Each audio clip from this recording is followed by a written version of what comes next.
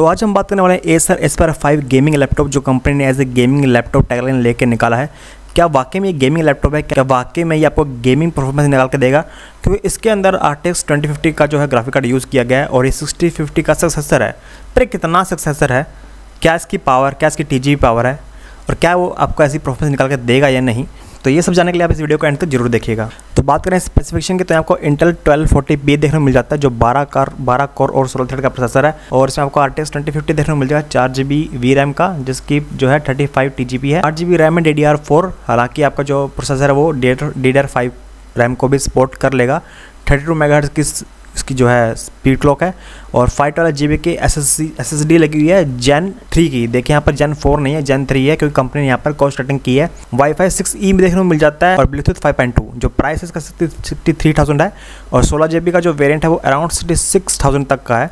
तो प्राइस के अकॉर्डिंग जो कन्फिगरेशन दी गई है वो काफ़ी अच्छी गई है। आपको जो लेटेस्ट प्रोसेसर मिला है 12 कोर 16 थ्रेड का प्रोसेसर है जो काफ़ी CPU इंटेंसिव वर्क संभाल लेगा।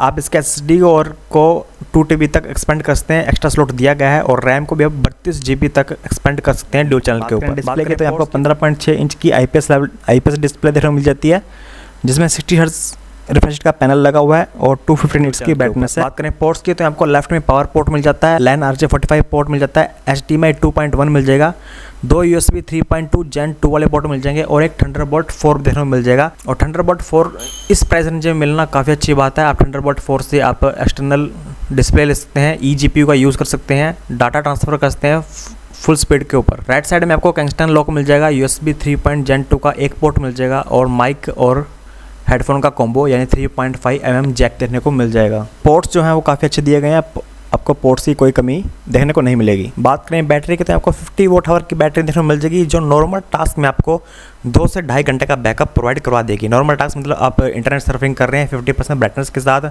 और आपका जो बैकलाइट कीबोर्ड है उसकी लाइट्स जो है ऑफ है, नॉर्मल सर्फिंग कर रहे हैं, वीडियोस देख रहे हैं, सॉफ्टवेयर इंस्टॉलेशन वगैरह कर रहे हैं, एक्सेल वगैरह चला रहे हैं, तो 2 से ढाई घंटे का बैकअप देखने को मिल जाएगा जो इस प्राइस रेंज में काफ़ी हद तक ठीक है। बात करें बेंचमार्क्स की, तो साइनमैच का स्कोर आया आपका मल्टी कोर में 8547 और CPU सिंगल कोर में आया 1481। जितने भी स्कोर निकाले गए हैं वो CPU के अकॉर्डिंग है, यानी आपका जो CPU है तो CPU जो आपको काफ़ी अच्छा प्रोवाइड किया गया है, जो स्कोर है वो जस्टिफाई करता है। बात करें गीक बेंच का, तो यहाँ पर आपको सिंगल कोर निकलता है 1589 और मल्टी कोर निकल के आता है 7208। याद रखिए, अगर आप इसके बेंचमार्क्स को कंपेयर करते हैं किसी भी अदर लैपटॉप से, तो इसका कंक्लूजन ये निकलेगा कि इस लैपटॉप का जो CPU है वो आपके किसी भी कंपेयर किए गए लैपटॉप के CPU से बेहतर है, सिर्फ CPU से। इसका मतलब ये नहीं है कि वो लैपटॉप बेहतर हो जाएगा या ये लैपटॉप उससे बेहतर हो जाएगा, सिर्फ CPU की बात कर रहे हैं हम यहाँ।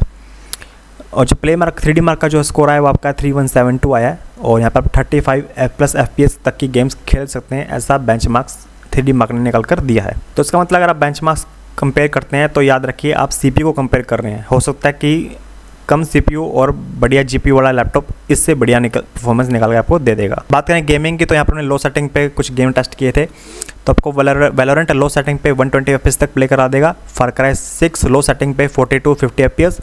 फोर्जा होराइजन 5 आपको लो सेटिंग पे 60 FPS तक करा देगा। GTA 5 आपको वेरी हाई के मिक्सचर पे 50 FPS खिला देगा और रेड डेड रिडेम्पशन 2 का हाई प्रीसेट आपको 30 FPS तक खिला देगा। तो कैजुअल गेमिंग के लिए ठीक है। अब कैजुअल गेमिंग का मतलब आप लो सेटिंग्स पर जो है अच्छे FPS खेल पाएंगे।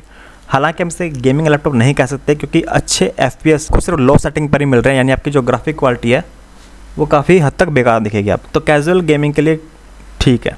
तो बात करें क्या लैपटॉप पे लेना चाहिए ना लेना चाहिए। देखिए, अगर आप स्टूडेंट है या एम्प्लॉय है और आपको जो है लाइट वेट वाले लैपटॉप पसंद है तो ही आप इस लैपटॉप के लिए जाइएगा।